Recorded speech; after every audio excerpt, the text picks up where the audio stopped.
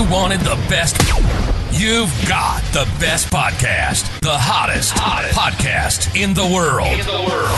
The Chris Voss Show, the preeminent podcast with guests so smart you may experience serious brain bleed. The CEOs, authors, thought leaders, visionaries, and motivators. Get ready. Strap yourself in. Keep your hands, arms, and legs inside the vehicle at all times, because you're about to go on a monster education roller coaster with your brain. Now, here's your host, Chris Voss. Hi, folks. Chris Voss here from thechrisvossshow.com. They're amazing gentlemen on the show. Before we get to that, we're going to refer you to our family and your family and friends so they can sign up for the Chris Voss Show, follow and subscribe. Go to goodreads.com/Chris Voss, LinkedIn.com/Chris Voss, Facebook.com/Chris Voss, and all those crazy places on the internet. Today, an amazing young man on the show. We're going to be talking about his memoir, his book, and his some of the things he's done in his life, like being part of the band Faith No More. The Royal We is out on books, where you can find them everywhere, out November 4th, 2025. Roddy Bottum joins us on the show with us today. We're going to get into his history, his stories of the road, stories of bands and rock and roll and business and all that fun stuff. Roddy is an American musician, best known as the keyboardist for the San Francisco alternative metal band Faith No More. He is also guitarist and co-lead vocalist for the pop group Imperial Teen. Welcome to the show, Roddy. How are you? Hi, Chris. I'm really good, thank you. I just woke up from a nap. I told you I was upstairs, and I knew we had an appointment at 1 o'clock, and I kind of dozed off. I was reading, and then I fell asleep. And then I picked up the book again. I was reading, and then I fell asleep again. And I woke up, and it was 1:03, and the time we were supposed to meet was 1. I panicked. Well, we're sitting here kindly waiting. And that's where my head is at right now, but I feel good. We got you feeling good, got you awake. You know, normally you put people to sleep on the show. So, Roddy, give us .coms. We're going to excite people. We are. That's what we do here. So give us your .coms. Where can we find people on you on the internet? I guess I really mostly lead people to my Substack. I just started a Substack maybe like 6 months ago when I knew the book was coming out. So I think like that's a good place to start. Instagram, for all you knuckleheads out there, there's a lot of you, and I look at it every day too. So that's a good place for visuals. Roddy Bottum on Instagram. There you go. So give us a 30,000 overview of what's inside your new book, The Royal We. Chris, like we were talking about a minute ago, I started to write things down because I had so many stories, and I've led a really kind of an odd life. I grew up in Los Angeles, and I moved to San Francisco at an early age when I was like 17 years old. And when I started to write my book, I started to write about the whole encompassing life that I've led, like from a child to like where I am today. And I kind of had a pretty major opus, that detailed all of that. And for some reason, I was sending the book out to agents to try and get sort of representation and to help get the book published. And some guy that I shared it with was like, oh, you've created a really pretty succinct, nice cradle to grave work. And I was like, what? Cradle to grave work?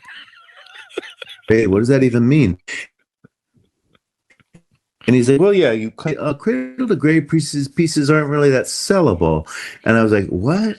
Like, I wasn't really that concerned about my book being sellable, but he did bring up something to me that really kind of like struck me. And that is the sort of like orthodox a way in which I had sort of put together a story of my life. And all of a sudden it dawned on me like, oh, wow, yeah, I've created this sort of like story, the type of book that I generally don't like to read, which is just like, like when I go and see a movie, like a biopic or whatever, like I saw Napoleon a while ago when it came out. And honestly, like in those sort of, presentations of a person's life, I find them absolutely predictable. And I'm just like, kind of like, looking at my watch, like waiting for the person to die.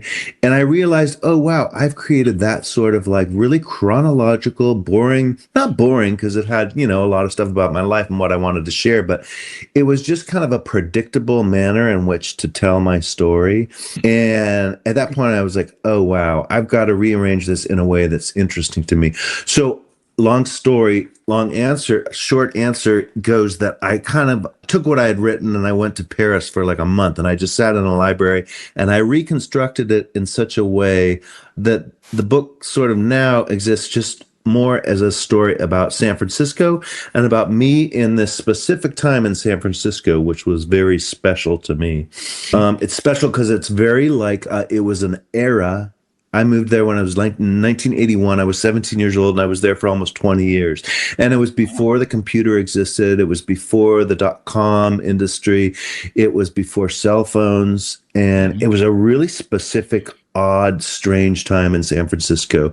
The like the hippie movement had sort of died down a little bit and the punk rockers were moving in. So there was this really kind of chaotic clash of cultures that was happening.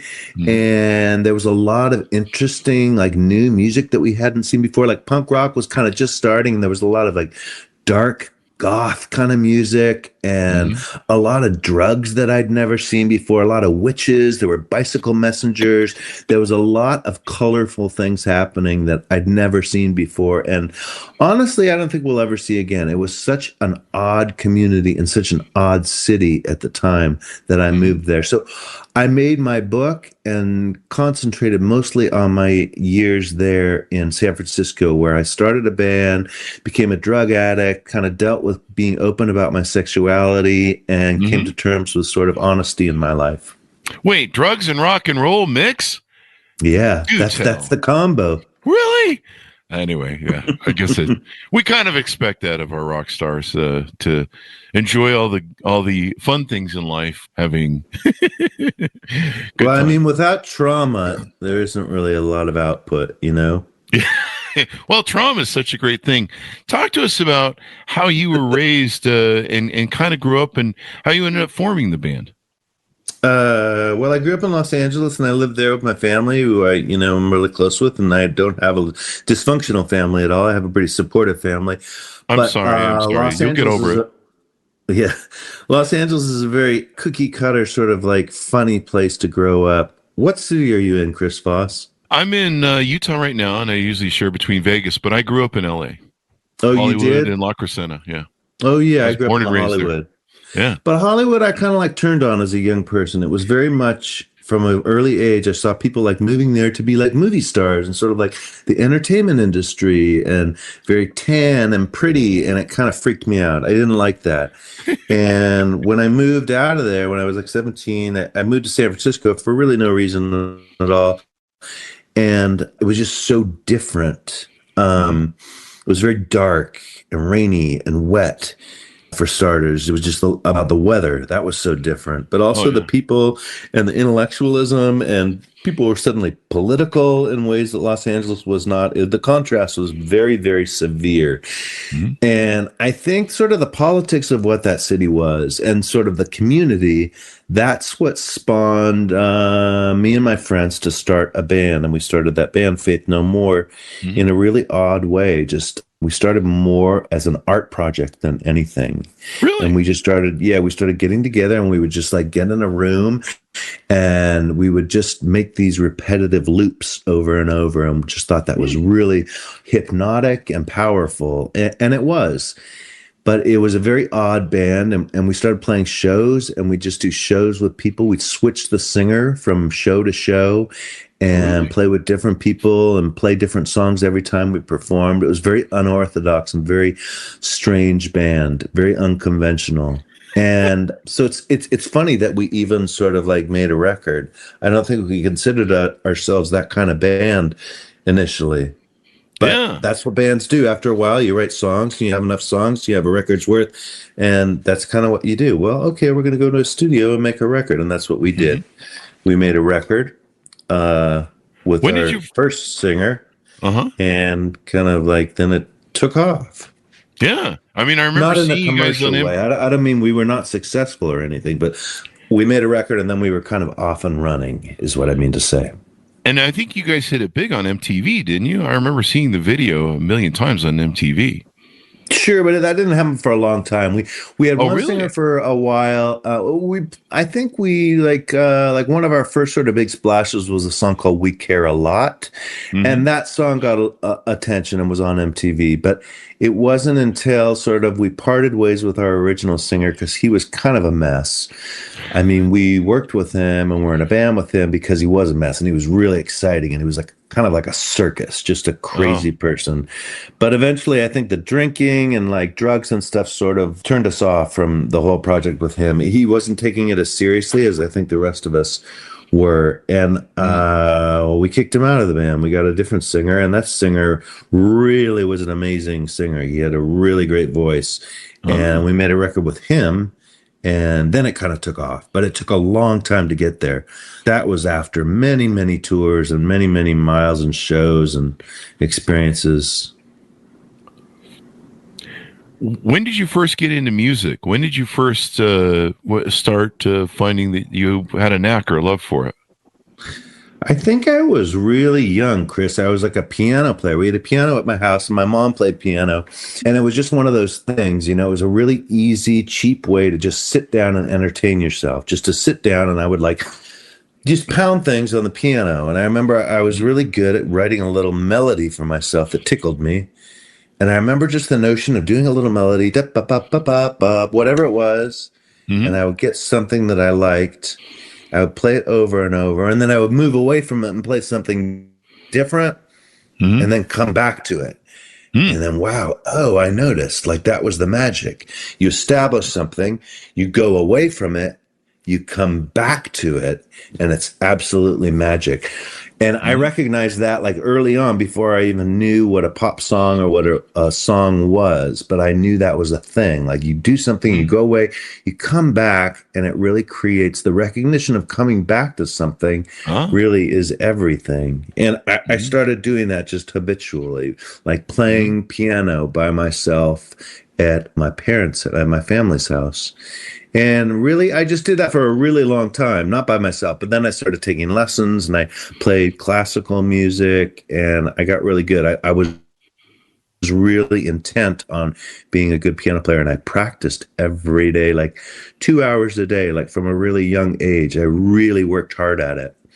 So music was like a big part of my life, but in a really different sense when I was little and I was playing classical music, it was a big deal. Mm-hmm. It sounds maybe like you're good at like coming up with riffs or musical hooks, maybe in kind of what you were doing on the keyboard. I think so. Yeah. I think like that was my sort of basis of what I kind of like drew me into sort of making. Because if you have a great riff or you have Like a great just, hook, I don't know, there was a playfulness. because if you have a I mean, good it all riff comes or a down to good that. hook, I mean, some people say that was.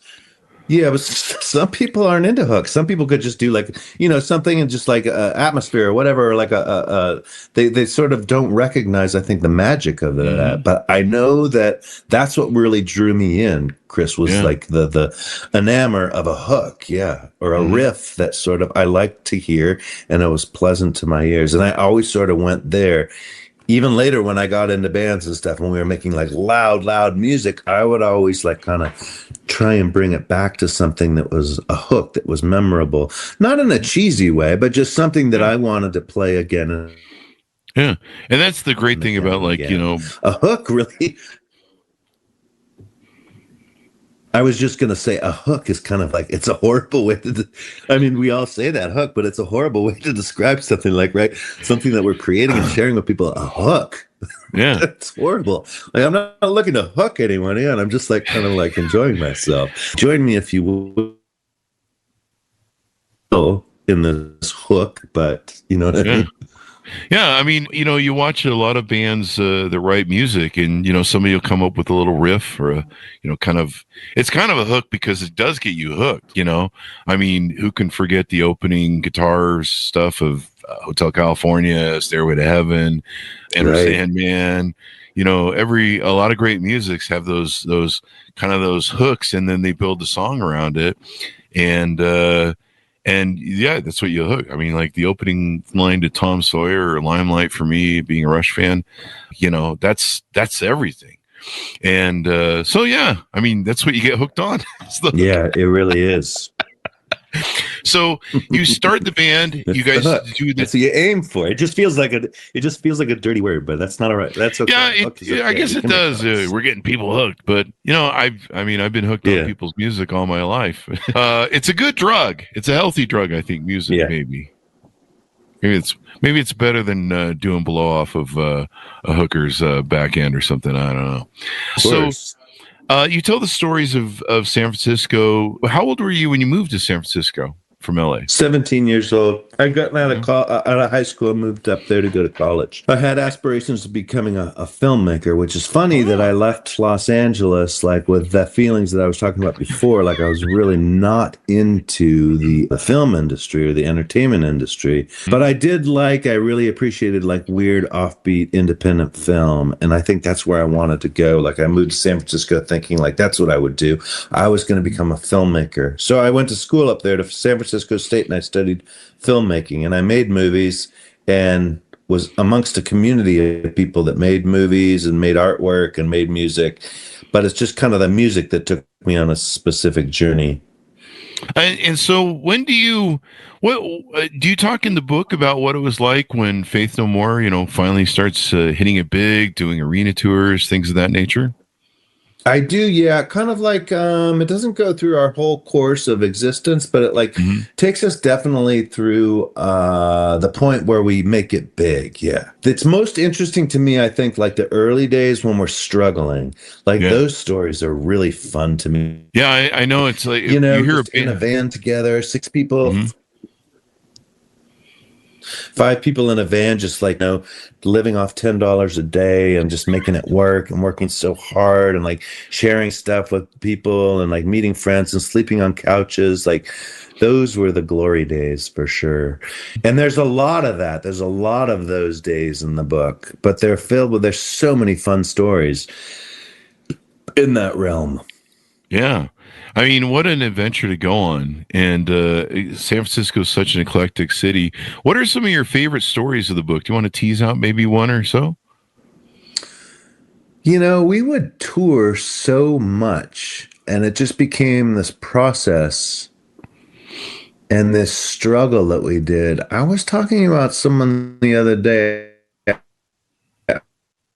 I was kind of close to where we were. Well, no, actually not so. We were in Texas, and we were like we had a 66 Dodge that we bought from someone, and there were 6 of us, and we had a trailer behind it, and we had no phones at the time, so we would just sort of map out where we were going on a map, that we had in the car with us. And we saw this road. We had a really far travel to go this one day in Texas, and it was kind of getting into nighttime. And we decided to, look at this road. Cuts off all these corners right here. Let's take this road between the 2 highways that seemed to make a lot of sense and seemed to get us there in a quicker way just by looking at it on the map. And so we drove off this road, and we took this road for probably more than 100 miles, and it was kind of turned into a weird dirt road and just kept going. We could see it on the map, we could see where it was going, and we just stuck to it. And it got dark and it got really scary. And at one point we were on that road, and I don't know what happened, but all of a sudden we saw a rabbit jump into the headlights. And I was like, why would a rabbit do that? And it happened really suddenly. And whoever was driving said, "What? Did you see that?" We're like, "What?" He's like, "A rabbit just jumped in the headlights. I think we run over." And he had only said that. And then another rabbit jumped in the headlights. And all of a sudden, there were all of these rabbits. Somehow they were attracted to the light or something of the car, but were jumping into the headlights of the car, and just it felt like a mass suicide or something. It was the craziest thing. I've never seen anything like it. It was so odd. We talked about it forever. What was going on with those rabbits? You ever see that movie? There was a horror movie, I think, in the 70s of where the rabbits go bad and start murdering everybody, and there's a giant rabbit somewhere. Oh my God, no. How do the rabbits kill people? I mean, with their teeth, they got those little teeth. But, oh my God, killer rabbit? I guess, yeah, they go on a Killer Rabbits movie. I can't remember what it was, but yeah, maybe that was that. They were all just trying to get you guys because you were in their territory or something. Maybe so, but killing themselves in the process. Yeah, there's a few different rabbit movies. The Night of the Lepus, Lepus, Hmm. Lepus, That 1972 sounds a B little movie. familiar. Yeah, and Do you ever it's know kind that of. movie? There was a play called Harvey. Do you know that play or movie? I've heard of it. Yeah, I can't remember who wrote it. It's a really clever play, but Harvey it's movie. about a 6 foot rabbit that Uh this guy, he's like mildly, like maybe he's autistic or something, the main character in the play. And in the huh. movie it's later played by Jimmy Stewart, plays the man. Yeah. And he's like he's autistic kind of, and he's just odd. He's an eccentric person. He's in a really eccentric family. It's called Harvey, and Hmm. he has this friend. It's an invisible 6 foot rabbit that comes into the story. It's really clever and fun. Yeah, I'll have to check it out. I don't think I've ever seen that Jimmy Stewart movie. I got it pulled up here. Uh, Harvey. yeah, so different things. You talk about, excuse me, street witches in San Francisco.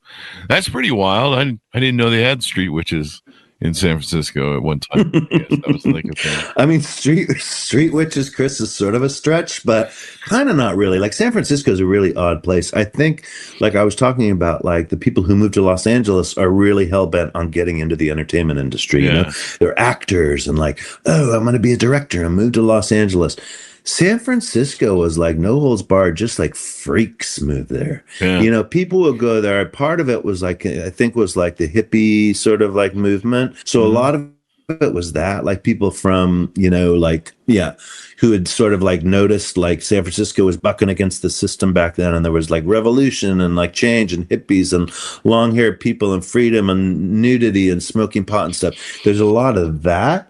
Mhm. And I think that's what sort of like started the crusade of people who moved there. But from there, it was like by the time I got there, and I don't even know why I moved there, but people were moving there just to sort of like let their freak flags fly, so to speak. And there was a lot of like, it was definitely queer revolution. So a lot of gay people from around the country would Mhm. move there and just sort of like live and be who they were and like know that where they were going, there was a sense of freedom. But in the same way, yeah, street witches, there were people who were like very mystic and psychic and, you know, weird and druggy and crystal balls and just odd people, just very Really? strange. Yeah.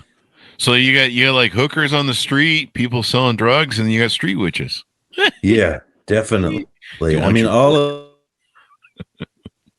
of those things, like separated by neighborhoods, of course, but like, yeah, all of those Yeah. things existed.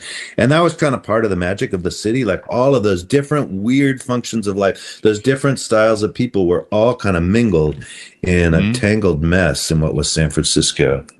Yeah, I know. As photographers, we've always talked about this. We never, I think, COVID threw it off, but we always talk about going and shooting photography at the Folsom Street Fair. San Francisco is such an eclectic Oh, city. right. It's such a collection of different people and stuff, and just it's a beautiful city. It's an interesting city, and I think, I mean, when did Yeah. it really start to change in its culture with the hippies and rock and roll? I think. When bands started going there? I guess then, but I mean, by the time I got there, it was sort of on the cusp of change. Did you ever go to that Folsom Street Fair? Have you ever seen it? I didn't. In fact, I just realized we still need to go. We were talking about doing it right before COVID, and right, when COVID came upon us. You And should we're go. like, It is so like as a oh yeah, photographer, do you take photographs? yeah. I love street photography Yeah, and you would models, love but it. It's mostly street. insane. You can't Yeah. believe the things you're seeing at that Oh fair. yeah. It's insanity. Like I'm sure you've seen pictures before. Oh yeah. But It's San Francisco, in all of its sort of liberation and sort of allowance of letting people do what they want to do, they really let it fly. At that Yeah. particular fair is insanity. There's full on nudity, of course. Yeah. Like that's not even a question. There's like, hundreds of people just walking around naked. It's the Yeah. funniest thing to see on the street. And then, the costumes are insane, just like Oh, leather. And like, I remember like one of the early times when we would go every year, always, just because it was just so much fun. The people that you would see, and my bands have played there a lot. Like Imperial Team was a very gay band. And so we played, that street fair. Probably they would have bands sort of play during the day. We played a bunch of times, and the band I have with my boyfriend now, Joey Man on Man, played there a couple of years ago. But I remember the first time I went there, I saw a guy who was in like fully head to toe. It was like black latex, and there was it was all just a black sheer sort of like latex. I don't even know how to describe it, but gloved hands all the way down to his feet, like completely covered, and all that existed was a like the size of a hole punch for his mouth and 2 eyes. And it was scary. It was so spooky. I was like, oh my God, get away from that guy.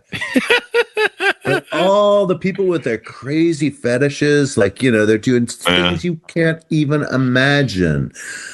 Like pee and scat and just like a million things. I'm sorry, I don't mean to do that, but it's sort of like, I mean, that fair specifically, that's what it's all about, is people's fetishes. Yeah. And it's so wild. Like, as a photographer, it would be so fun for you to go. Oh yeah. You need to go there. I love doing lots of black and white photography, and I love people and their characters.